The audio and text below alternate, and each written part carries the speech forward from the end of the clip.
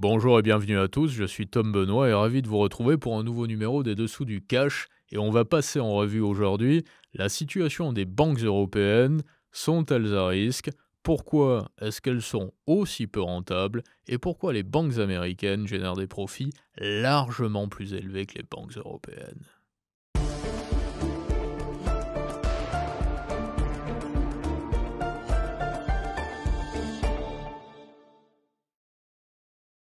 Pour loger leurs activités hors bilan, les organismes bancaires doivent user d'entités légales qui servent en quelque sorte de réceptacle. Ces entités sont la propriété de la banque concernée et celle-ci y loge, par exemple, les titres qu'elle ne souhaite pas faire apparaître à son bilan.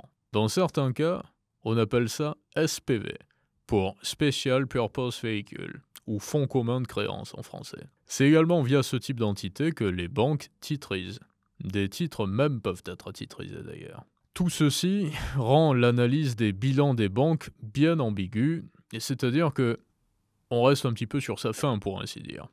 Que diriez-vous si votre compagne vous disait toute la vérité, sauf sur ce qu'elle a fait durant toutes les nuits du mois d'août dernier et durant chacun des jeudis et vendredis soirs de chaque semaine?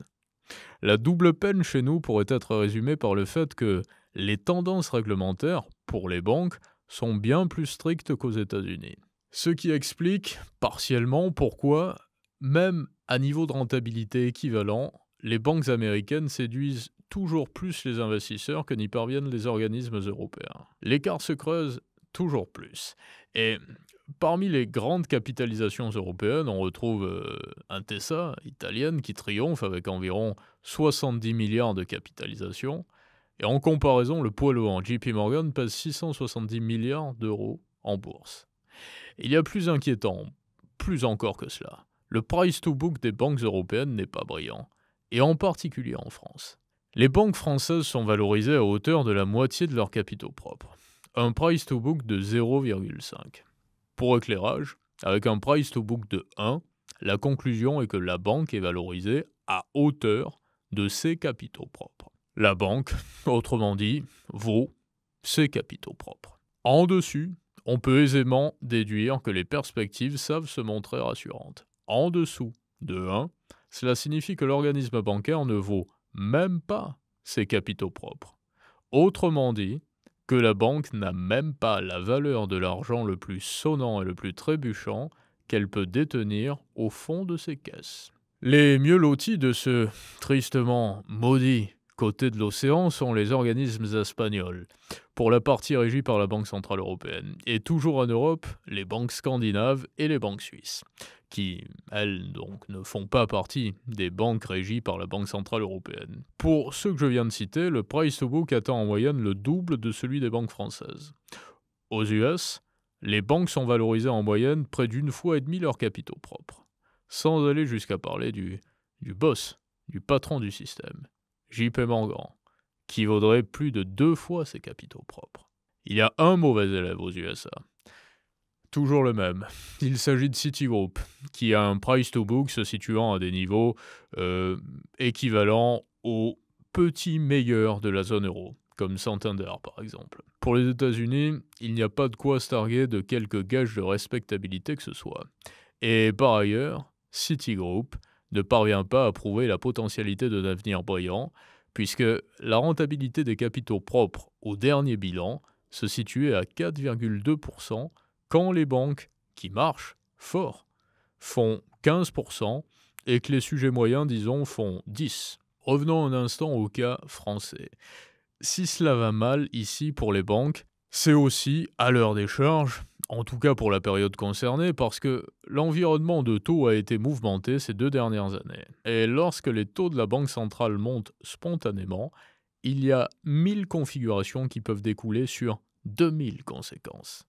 Des banques qui se voient mieux rémunérer des stocks de liquidités, parfois aussi des banques qui avaient prêté à taux fixe, comme c'est d'usage en France, et qui se retrouvent plongées dans un écosystème où les taux du moment sont bien plus élevés que ceux qui encadrent les crédits remboursés au même moment par les clients. Fait étrange, les points positifs des banques françaises concernent de plus en plus souvent des opérations dépendant de pays étrangers et ou des opérations réalisées par les banques françaises à l'étranger. Vous me dites, et vous avez raison, c'est légitime comme question, faut-il avoir davantage confiance en une énorme banque française, une banque italienne, une privée suisse ou une petite allemande? Je vois dans votre regard la question, dans quelle banque aller pour ne pas prendre de risques? La française, c'est un mastodonte qui affiche de mauvais résultats, de rentabilité en tout cas, mais qui est plutôt saine finalement. Too big et too fail. La grande italienne est généralement dynamique. En Espagne, ça a l'air de tenir, tant bien que mal. Et loger sa fortune dans une banque privée en Suisse, ou à Monaco dans une succursale de banque privée suisse à Monaco, euh, ça n'est certainement pas moi qui vous en découragerai. Ça n'est pas une mauvaise idée. Mais pour ça, il faut avoir une fortune et quelques millions et pouvoir débourser un petit ticket d'entrée de, allez, 5, 6 millions de cash à mobiliser, à rendre disponible sur un compte d'une banque privée. Mais le sujet n'est finalement pas là. La première distinction à faire est auprès de quelle banque centrale ma banque est-elle affiliée. Au passage, notons que les banques monégasques sont généralement des dépendances appartenant à des groupes français, suisses ou autres. Pire encore, plus original, l'Andorre. En Andorre, petit coin de paradis, situé entre la France et l'Espagne, comme à Monaco, il n'y a pas de banque centrale. Il y a un segment du ministère des Finances andorran qui se substitue en quelque sorte à la banque centrale, sauf que la situation est encore plus singulière que sur le Rocher. Rien à voir avec Monaco. En Andorre, on retrouve principalement 3 banques.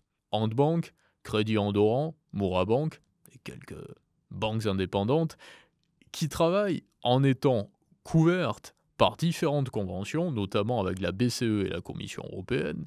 L'euro a cours légal en Andorre, par exemple, et je précise que les Andorrans n'ont qu'une envie très mesurée d'intégrer l'Union européenne. Ils y sont out, mais pas in pour le moment. Et même si la rumeur qui court laisse comprendre que certains politiques andorrans voudraient voir l'Andorre intégrer l'Union européenne, les banquiers ou les entrepreneurs andorrans qui profitent d'une fiscalité ou de considérations multiples et variées, particulièrement, je dirais, accommodantes, comme je le soulignais précédemment, n'en ont pas tellement envie. Et les banques andorranes, c'est sociétés de gestion plutôt finalement, pas vraiment des banques, mais tout de même un peu.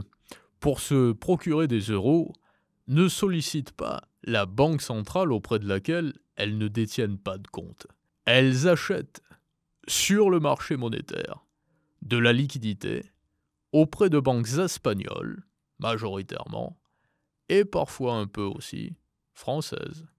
Et surtout, les banques andorranes prennent soin de conserver leurs avoirs liquides et consacrent aussi une belle énergie pour convaincre riches et aventureux expatriés à venir y déposer leur cash en Andorre. Cette digression close, je reviens à ce qui attise le plus ma curiosité. Ce qui fait la valeur d'une banque, c'est la fiabilité de son actif. Je ne peux m'empêcher de songer que, en ces temps incertains, les organismes qui sont très massivement exposés à de la dette américaine sont aussi très massivement exposés à des changements majeurs de paradigme. Que se produirait-il si, sur un coup de colère stratégique, dans 3 années, 4 années, 5, qui sait, la Federal Reserve et le président américain annonçaient mettre un terme à tous les accords de swap de devises avec la BCE et avec d'autres banques centrales d'ailleurs. Qu'est-ce qui se passerait ?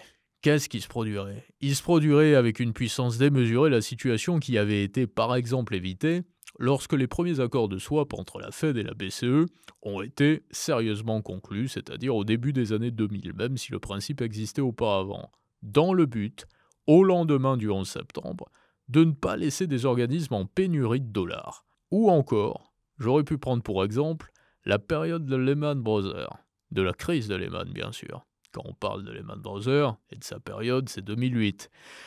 Période lors de laquelle les swaps entre banques centrales américaines et européennes ont là aussi bien servi. Il fallait du dollar. Là, il s'agissait de situations de catastrophe que Européens et Américains, copains comme voulaient éviter de voir à tout prix s'empirer, s'envenimer. Pour ces temps-ci, aujourd'hui, c'est bien différent. Les Américains ne sont plus nos alliés. Et ceux qui me diraient qu'ils ne parviendraient pas à croire que les USA pourraient faire de leur monnaie notre problème, je leur répondrais par un sourire tout simplement. Il va donc convenir d'observer de très près les catégories d'actifs détenus au bilan des banques. Dette américaine, valeur, mais surtout se poser la question, est-ce que ma banque est, comme l'était par exemple la Silicon Valley Bank, lourdement, majoritairement exposée à de la détention de dettes américaines, ou est-ce que ma banque est une petite banque allemande, par exemple, qui détient presque pas de dettes américaines? Avant les années 80, on n'entendait pas parler d'engagement des banques sur des produits dérivés. Aujourd'hui, le hors-bilan des organismes bancaires représente des montants faramineux. L'essentiel des activités hors-bilan est composé d'opérations de change à terme et de swaps de devises, de swaps de taux d'intérêt, de contrats à terme et d'instruments financiers, que l'on appelle plus généralement les futures dans le business, d'options ou encore d'instruments de garantie. Les opérations de produits dérivés des banques françaises représentent plus d'une vingtaine de fois la taille du produit intérieur brut du pays, plus d'une vingtaine de fois la taille du PIB de la France pour les opérations de produits dérivés des seules banques françaises. Les banques françaises ont un leadership particulièrement notable en ce qui concerne les dérivés actions. À l'instar de tout ce qui est profitable, c'est dangereux. Et comme toujours, lorsque le plan d'une activité est risqué, il est aussi proportionnellement discret. Pour gagner de l'argent, lorsqu'on est une banque, il y a la spéculation sur la dette. Grande activité de JP Morgan aux USA ou de la BNP Paribas chez nous, entre autres. Et les banques européennes achètent et revendent des titres de dette espagnols, irlandaises, grecques. Plus les années passent, plus la confusion s'ajoute, plus les produits dérivés doivent être sophistiqués.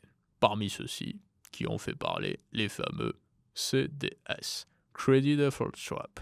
On n'échange pas de la dette, plutôt l'assurance de la dette. Comme d'autres fois, on échange des contrats portant sur des matières sans toucher même aux matières, jusqu'au jour où apparaît le grain de sable, le cauchemar qui balaye le rêve. Rappelez-vous en 2008-2009, lorsque les banques ont fait passer leur spéculation des marchés immobiliers vers les matières premières, sans qu'il n'y ait un quelconque incendie dans un champ.